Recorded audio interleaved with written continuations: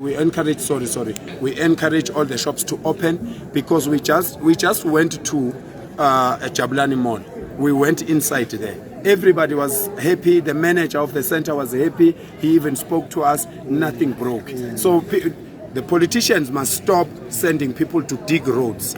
Politicians must stop to send people to ban libraries and schools and malls and all these things and police stations and attack police. Politicians must stop that nonsense because you can see 10,000, more than 10,000 people. They could have done something.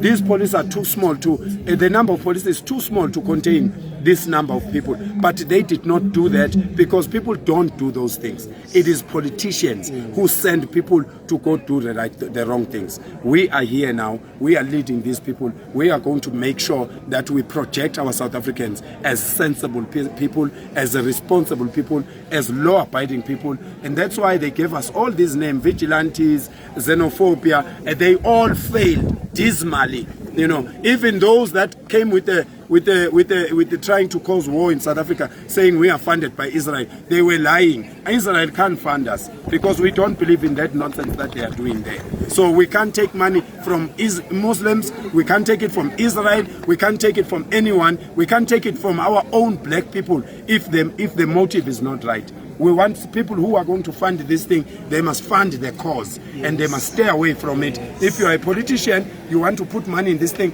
put money in this thing and stay away, because we will never, ever, ever promote your party. We want to promote South Africans. This time, South Africans are going to win. This time, this constitution, the incoming constitution of this country is going to be written by these people here. Not the constitution that is beautiful in America, but it's not beautiful in our country.